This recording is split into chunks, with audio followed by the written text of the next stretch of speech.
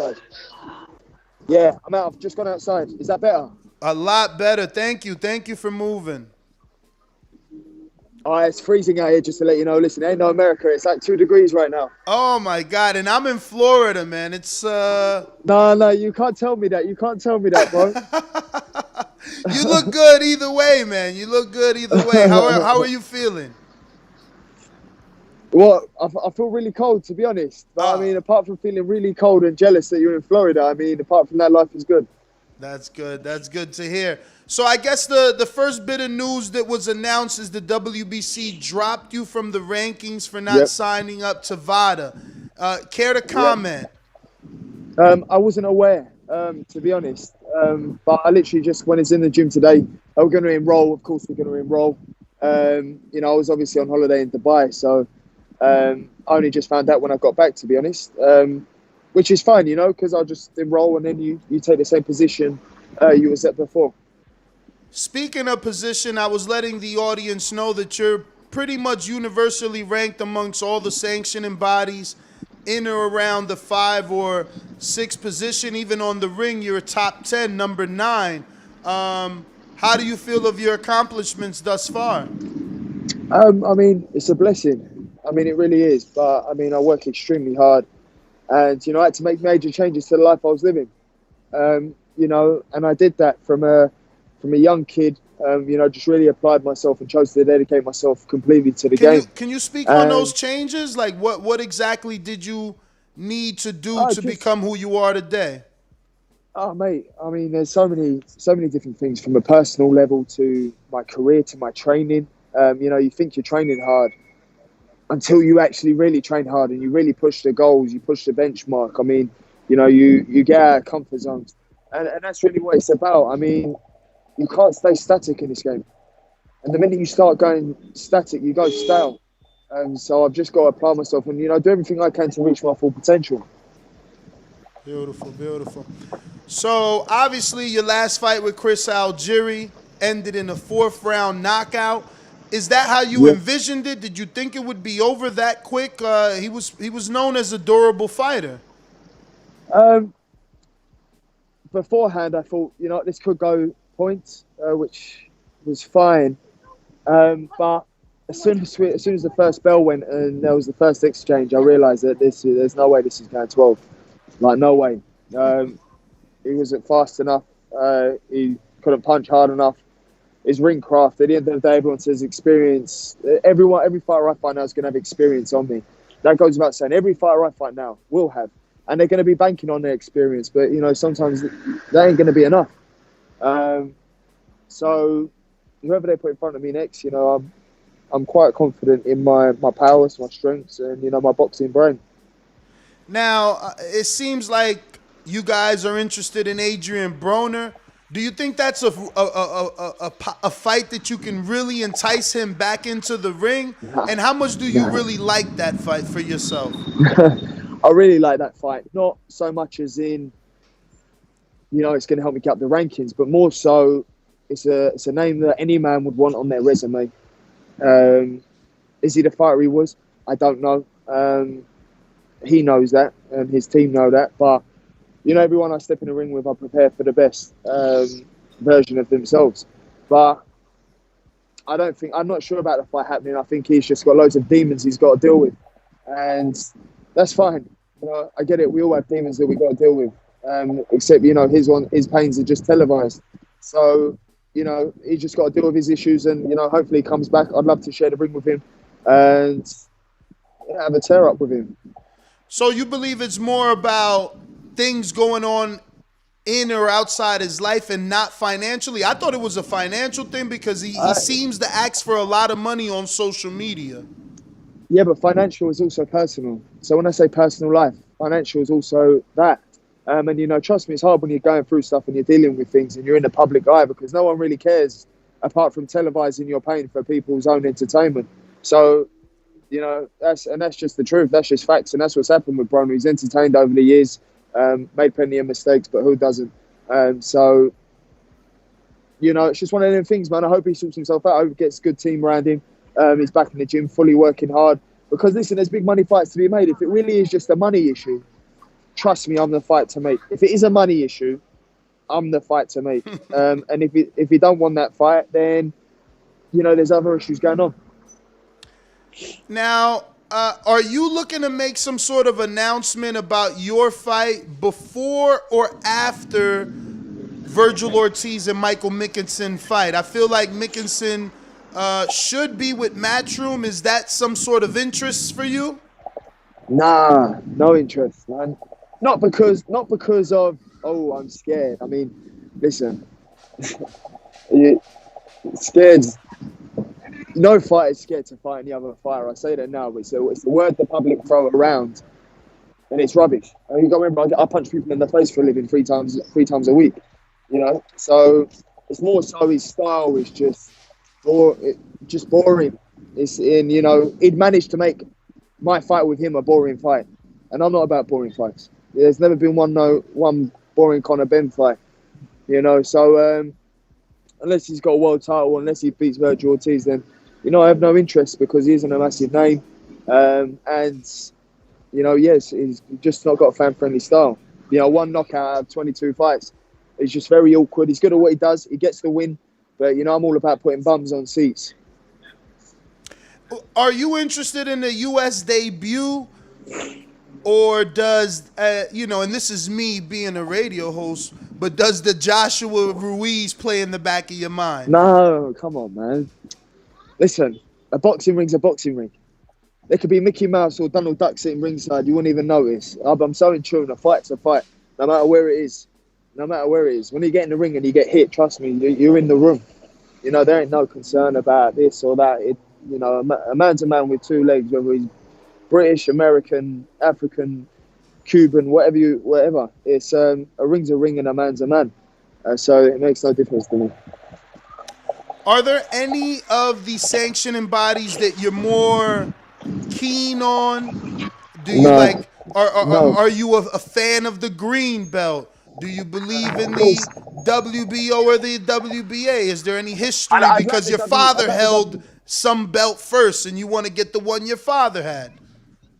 Yeah, I'd like the WBC. Obviously, the green belt for me is obviously the main belt my dad had. He had the WBO as well. But, I mean, listen, man, world champion.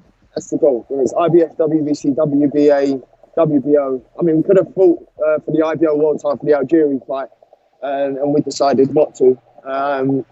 Wait, you broke up a little. You said you could have fought for the IBO. IBO, okay. Yeah, and then we turned that down.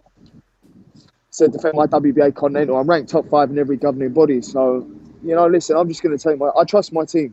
I've got the best team in the world. And what they're doing is they're allowing me to grow. They're allowing me to reach my full potential. They're allowing me to be the best version I can be before I fight for the world title, which is what every good promoter does. You know, I ain't in no rush. I ain't in no hurry. Remember, 6 years in the game and top 5 in every governing body. And when you do the comparisons, the reason why I fight a Vargas, a Granados, and Algeria is because you do the comparisons with Samuel Vargas and Virgil Ortiz, Amir Khan, Danny Garcia.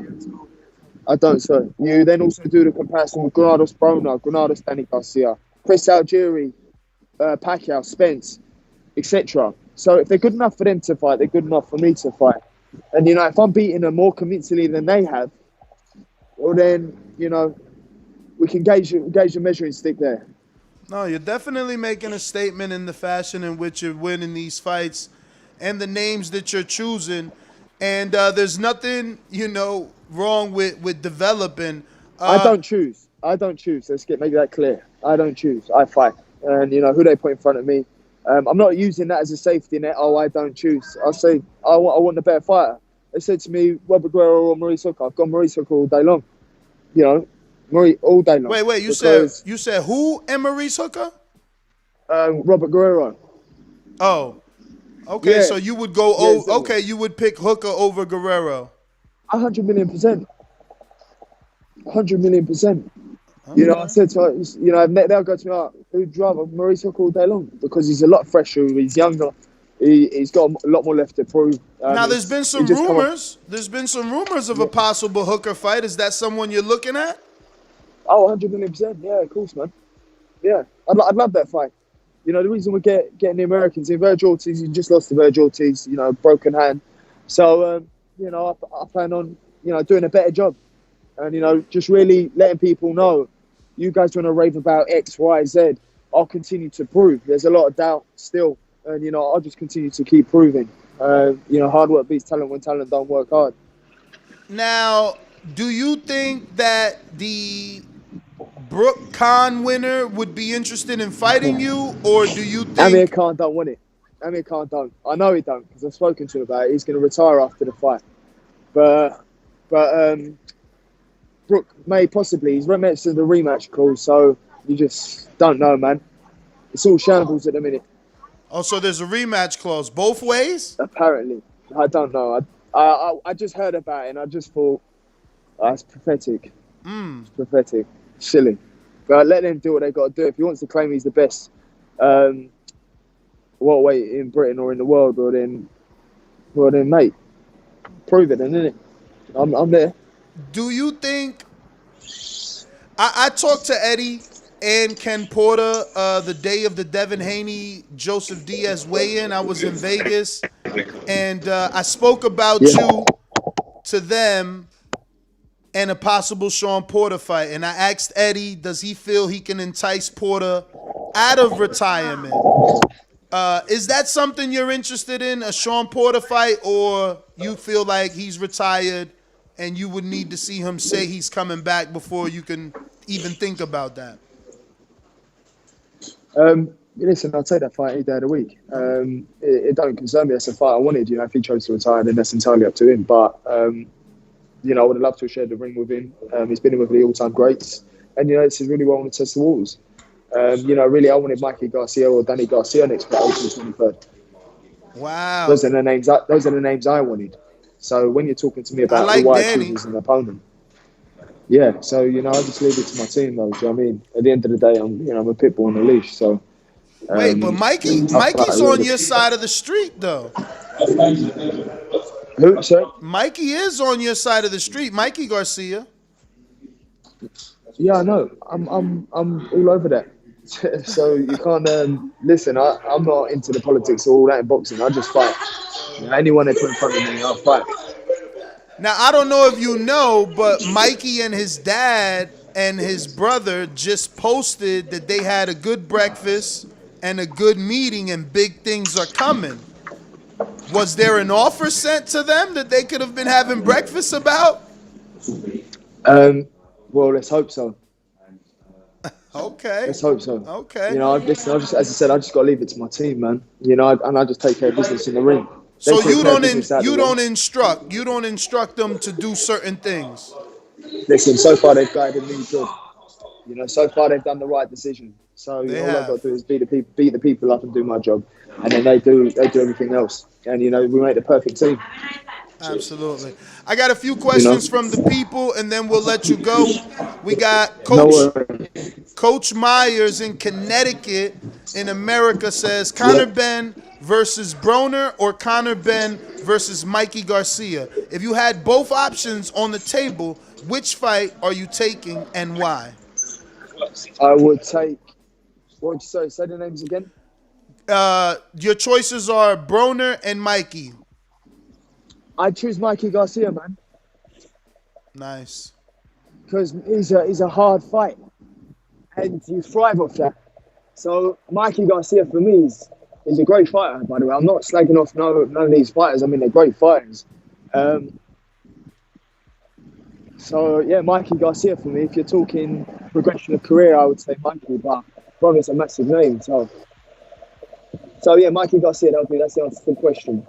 All right. Next one is from James Valdez in San Antonio, Texas, here in America. He says, if it was up to you and it could happen, what would your next 3 fights be? My next 3 fights would be, I'd fight April 23rd, Mikey Garcia, winner of Kell Brook Khan, and then Ugas. Then Ugas? Yeah. Nice. That would be my ideal. So yeah, that's my goal. You know what I mean? That would be my go-to. Nice. I got Steve in the United Kingdom. He says, hey, Conor, thanks for coming on the show.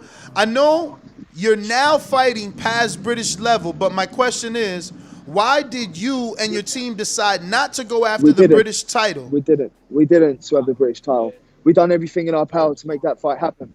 But obviously the British title was with a Warren fighter, and the money we was offering for the British title, obviously we weren't on a matchroom show.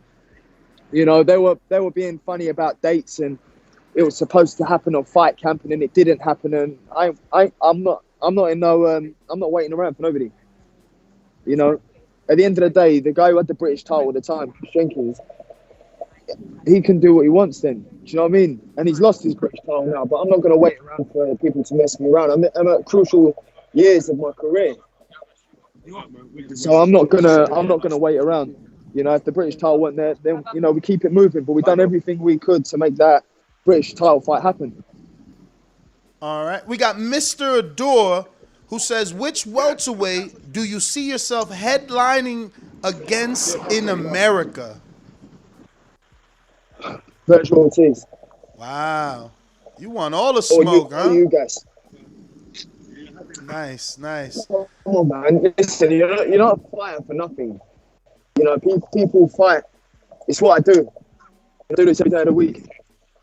Nice. For the video, feel free to hit the like, subscribe, and share. As always, if you want to support us to the next level, head over to the patreon.com/ThaBoxingVoice. We have tons of exclusive from Border Wars and title, betting shows, the list goes on and on and on. But in addition to that, if you guys have questions for fighters, trainers, and promoters, this is where you can submit them. We will run out, get these questions answered, and put it back on the show just for you guys. Appreciate it. Peace.